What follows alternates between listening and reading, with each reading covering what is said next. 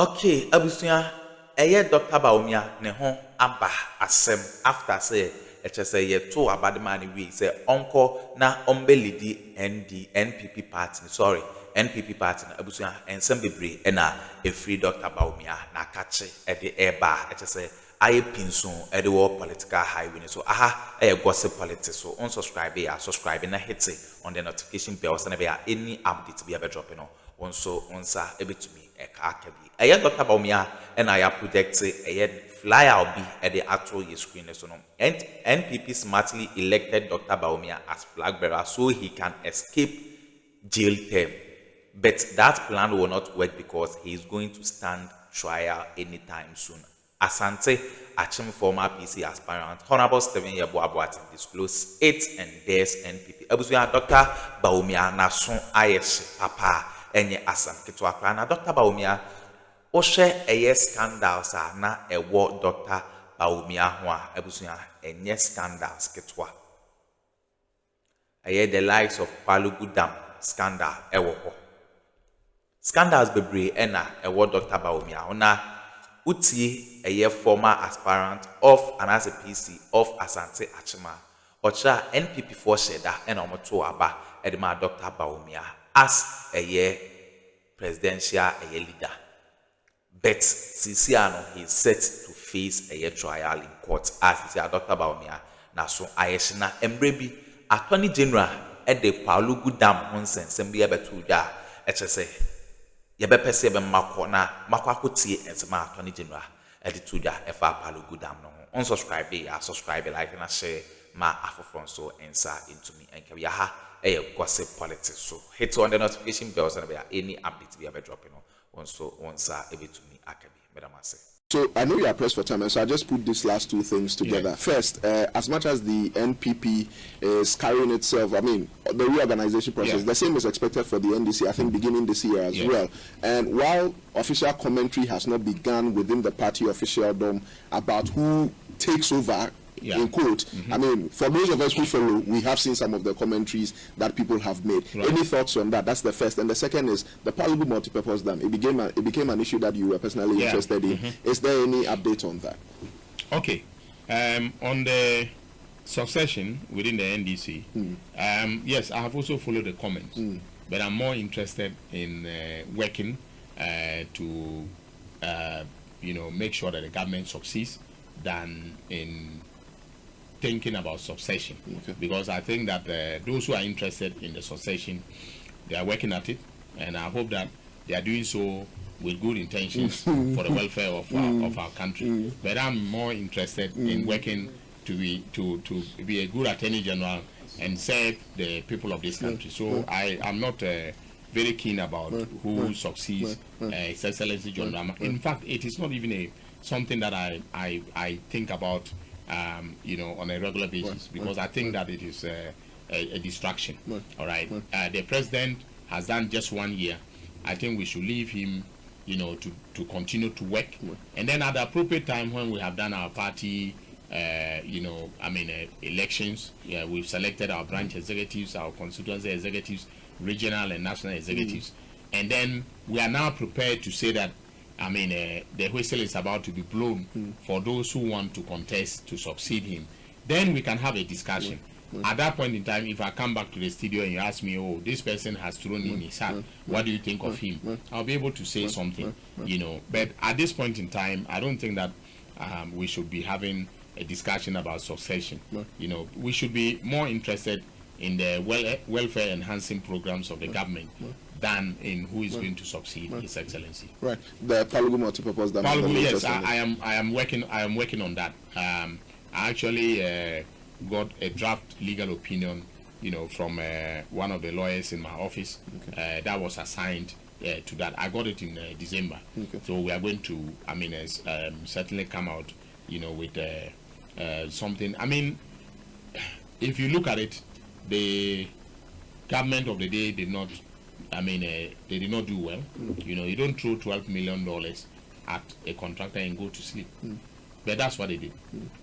Because if you say you are paying them mobilization, you pay the mobilization $12 million, and then you don't. Then you go to sleep. that is not very helpful. All right, so someone has to be held accountable, I mean, ultimately, and so that is what we are doing. Doc, your constituents are listening. Your final message and thoughts to them. Oh, I mean, first of all, I want to wish them Merry Christmas. I've done so, and a Happy New Year. Hopefully, we'll continue to work together. I mean, they've seen how I've started. All right, I hit the road running. So I got into office as their MP on the 7th of January. By late February, I pitched the AstroTurf that I promised them during the launch of my campaign. Started, construction started. All right. I mean, so I am somebody, they know me, that when I promise, I fulfill the promise. So they should continue to have faith in me as I continue to, work for them and ensure that we do things that will enhance their welfare. I'm hoping that as we go along, especially with the youth, there will be lots of opportunities created, for them to get jobs and to be able to grow up as responsible adults. Just in December 2025, at one of your most recent engagements with the media, you had suggested that if any state institution or any institution for that matter delayed information that was relevant in any of the cases, that you were going to consider them complicit in the... Is this to suggest that there are some institutions that are deliberately thwarting your efforts? Well, not exactly, but I've had situations like that. So, for instance, in the DRIP investigations, so that is the DRIP is the District Road Improvement Project investigations involving JA Plan Pool and so on and so forth. I wrote a letter to the Ghana Revenue Authority, right?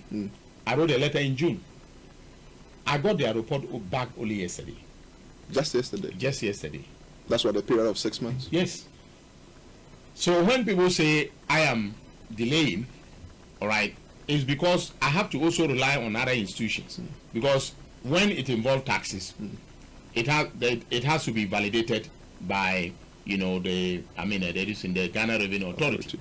So I was waiting on them, and then eventually they got back to me yesterday, and so most likely on Monday at 3:00 we'll have a meeting in my office where I will deal with the issues that have been raised in their report. Then we take it from there. So I just want us to deal with two more national issues in your capacity as an AG. Then we come home to your role as MP for the Bolgatanga East area. You have spoken about the GBA recently, and you have sort of condemned what you consider selectiveness in the commentary that they offer publicly, particularly in the Tokono case, right? And you say that they were silent in the Charlotte Osei case. Have you been fair to the GBA, though? Extremely fair. I'm a member of the GBA in good standing. In fact, I am the leader of the bar. By the conventions of the profession, the Attorney General is usually the nominal leader of the bar. That is seen, for instance, if I am in court, my case will be called before any other person's case. All right. So as leader of the bar, I cannot turn around and then bite the hand that feeds me. However, I just wanted to be as open and candid with the bar as possible, and that is why I put it to them, and you could see even the applause when I spoke. The applause from the members or some of the members of the bar, clearly indicated that I had a legitimate point, to make. But I'm fine with them. The bar president and myself, we've collaborated. We collaborated to host the African Bar Association in Accra. We have also collaborated on a number of other matters, including our work on the Judicial Council and so on and so forth. So yes, I have been very fair with them, and they themselves know, that this was, done in fairness and not as a political a stunt. Sometime last year, the president commissioned a review committee, constitutional review committee. Yes. They went around, they did their work. In fact, we had them in the region, and I was fortunate to have engaged the chairman of the committee. What's the latest on that? Because I have recently begun to see some recommendations that have been made: 4-year term to a 5-year term, for example, a review of the age to 30 for presidential consideration. Right. So legally, what happens from now? What current stage are we in, and what happens from here? I just got formal instructions. Okay. You realize that when the report was presented to His Excellency the President, he indicated he was going to hand it over to myself and then a legal counsel to the President to work on. And I got formal instructions from His Excellency through his secretary to set up the Constitution Review Implementation Committee, which I'm going to set up this. Today is Sunday, right? Today is Saturday. Saturday. Okay, so tomorrow's week I will set it up. For us to start the process of implementation. Now, people must understand that amending the Constitution is not an easy task. There are two ways of doing it. One is, just through putting together an amendment bill that will go to Parliament, and then if by 2/3 majority of the members of Parliament, or unanimous decision of the members of Parliament, it passes. Another is going through a referendum in respect of entrenched provisions. These are provisions that are regarded as so important to the life, of our nation, that they should not be touched unless we have the consent of the people of the country. So you have to go through a referendum in order to do so. So what we are thinking of doing is, first of all, we'll segment them into the entrenched and non-entrenched provisions, and then we'll start the process of drafting bills. But first of all, we'll have to make the government's position on the recommendations known. Okay. All right. We're not going to issue a formal white paper, but I will do a paper to brief cabinet on the provisions, the recommendations of the committee, and then when I have done so, and if cabinet accepts my position, then I will publish the position of government on some of the provisions. Some of the recommendations. By and large, I think the government is acceptable, to the what the review committee has done. But there may be some things that taking them further may be problematic. So, for instance, I've started hearing some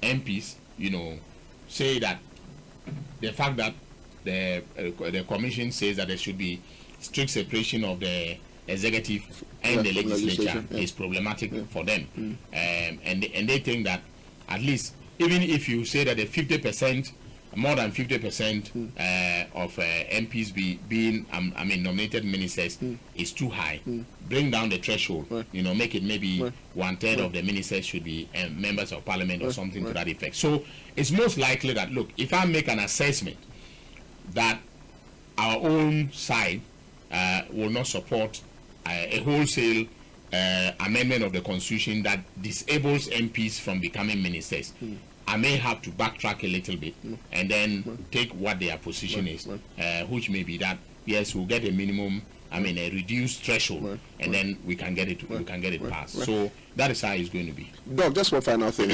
There are people who are concerned about Parliament.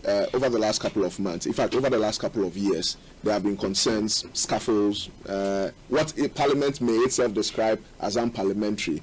And people have had cause to complain and talk about it. How do you feel about these issues that come up, and how do we remedy it, more importantly? I feel very shameful. I am ashamed, when these things happen. Sometimes I tell my colleagues that I cannot imagine my daughter sitting at home and watching me behave like a schoolboy, banging tables, making cat calls, very insulting language, and so on and so forth. I think it is very bad. It is unbecoming of the high office of Parliament. But somehow or another, there are some people who find it normal. Disruptive behavior, and it's on both sides. And I have had occasion to condemn, that conduct when we were in the minority. I used to tell the minority leader, I said, look, let us behave ourselves with decorum. Right. That's what the standing orders of parliament, require of us. All right. That is what the Ghanaian public also require of us. I don't want my daughter sitting at home and watching me throwing blows, banging tables, behaving in a disorderly manner. Look, when we do that, we are telling the young people of this country that it is normal, to be disruptive. It is normal to be disorderly. It is, because high people, PhD holders, lawyers, accountants, but it is a question of leadership. Sometimes it's being instigated by leadership because they want to achieve a certain, a point or optic, and you see, there is, it's also animated by what I call the politics of base pleasing. Okay. Right? Please your base. Let your base know that you are resisting. You are doing that. No. We should we should behave with decorum.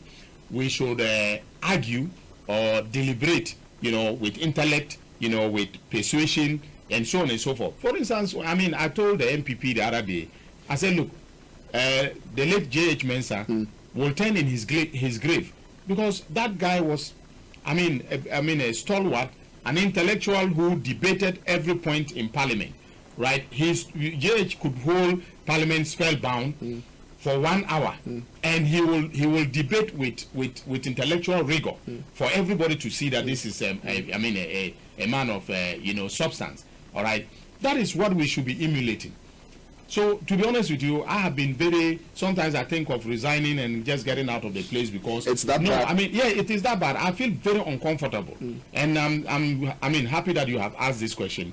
I feel extremely uncomfortable when we are banging tables, doing the catcalls and so on. In fact, one of the saddest spectacles that I witnessed in Parliament was when I was Deputy Attorney General, and the MPP wore black during one of the addresses that President Mahama came to give to Parliament. All right, and then they were saying a we like thief. Honestly speaking, I was so scandalized. And I walked over to Katie Hammond, who is a very good friend of mine. I walked over to Papa Uso Ankoma and Dr. Oseakoto of blessed memory now. I walked over to them and I said, I am ashamed of you guys. You are men of this integrity. You are standing here and your backbenchers are doing this, and you don't have the guts to control them and say that, look, this is unparliamentary behavior, this is unacceptable. The high office of president, is what is represented by the person who is the occupant now, and we have to respect that office because it's the first office of the land. So for you to call a president a thief, and by the way, His Excellency President John Dramani Mahama is not a thief. He has not been proven to have stolen any property of this country, So for you to stand up and say just because there are allegations of corruption, that are being made against some of his, officials, doesn't mean that you should call him a thief. Why didn't we call Akufo-Addo a thief? Right? We'll never have done that. There were times that we also became disruptive. All right, but as I said, I deplore that. Disruptive behavior. It is highly unbecoming. And if some of my colleagues are listening to me, I think they should stop it. It is not. We should stop it. We should try and resolve our differences in Parliament through debate and persuasion, rather than through rancorous, conduct. Right.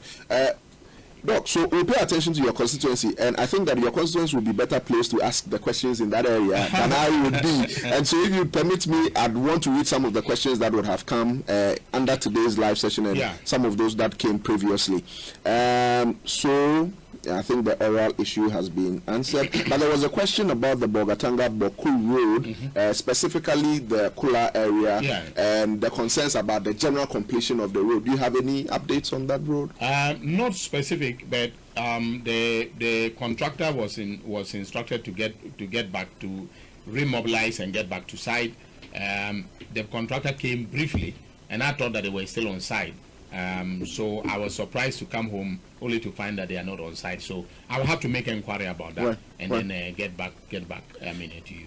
Albert Asakere says, please inform Honorable Ayine that we love the work you are doing for Mother Ghana, but they should please prioritize the affairs of the Upper East region than they are doing. Upper East has been so quiet about the big push action, and he says the Upper East must be developed under this NDC regime, or it never will be. And he also continues to say, we have seen the big push turn the South into a construction site, but not the North. Why? Okay, well, I don't think that is true. Okay, that's not a fair statement. The big push is a countrywide, agenda. All right, and there are northern projects, there are northern, roads that have been that are part of the big push. So, for instance, the or Tumu Bolga, section has been awarded, and construction is ongoing. All right,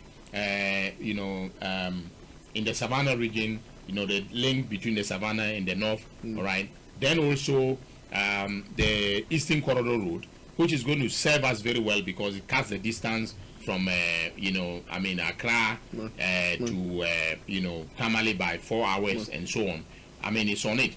And I do know that the Bolga Central, all the way to the Polugu, and then, another one from Bulugu all the way to Tamale is also part of the big push. I think Mawum's construction is going to do the dualization of Bolga, the Bolga Central from the Mobile, the Fountain Gate Church, all the way to the Polugu Bridge, and beyond is going to be under the big push, and Mawum's has been selected to do that portion for us. Right. Yeah.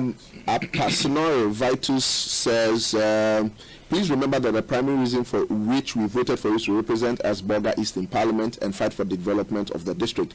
My question is centered on the Gambare Bridge, and the Bolga Boko road has already been responded. And he also talks about, fire service facility and what your plans are for it around the timber market. So the Gambilgo Bridge and fire service. Yeah, well, the Gambilgo Bridge, it was awarded under the NPP. Yes. Some significant work was done. Yes. Actually, I started the process, in my first term. Okay. Then when I lost, it became stalled until I think the second term of the NPP. They gave it out as a contract. I noticed that they had done a significant work. Okay, abusuya we ne ensema ekoso e wo political highway so eye Dr. Bawumia ena echese ye de ne ho nsem e de brema enye asem keto akra beda ma asem je pene kokuti sa ensem we e de emai aha e gossip politics so unsubscribe ya subscribe na hit say on the notification bell so na be any update bia onso onsa e betumi aka beda ma say